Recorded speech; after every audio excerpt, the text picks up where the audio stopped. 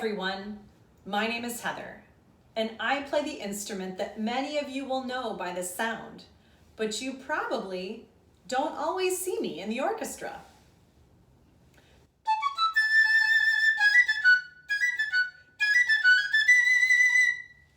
That's right, I play the piccolo. It's kind of like a baby flute. Can you see the difference in size?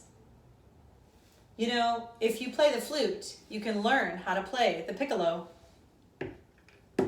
Some play the piccolo in the marching band, and others of you might be that one lucky person that gets chosen to play piccolo in concert band.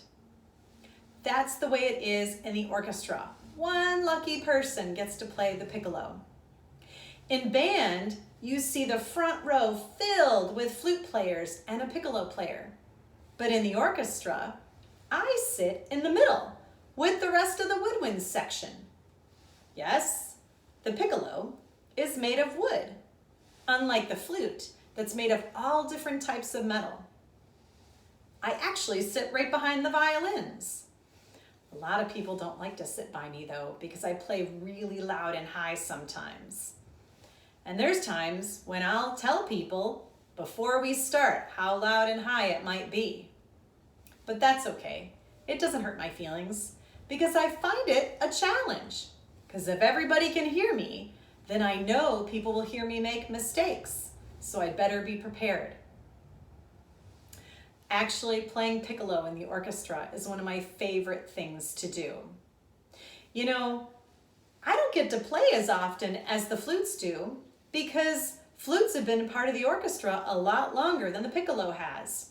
Composers started writing for the piccolo in the late 1800s, whereas it was several hundred years before that where they were writing for the flute.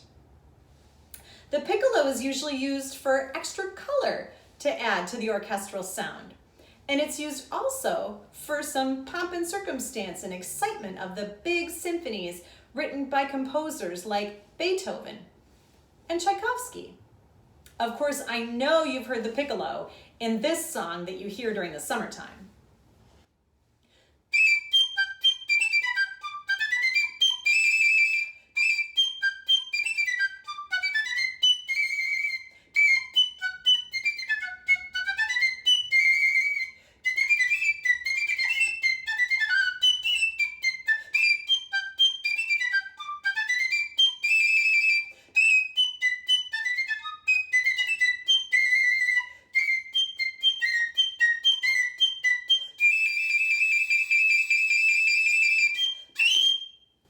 That's right. That's John Philip Sousa's Stars and Stripes Forever March.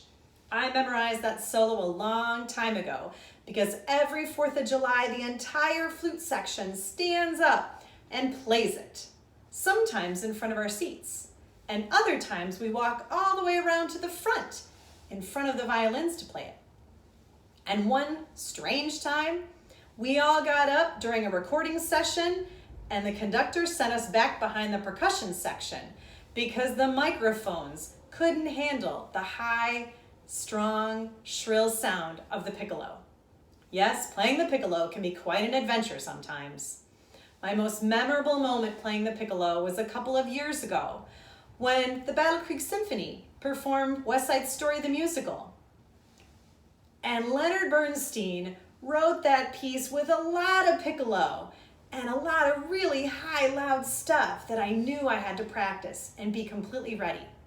And I also warned all the people behind me and around me that they might want to grab their earplugs. Well, I hope you've enjoyed learning more about the littlest member of the orchestra.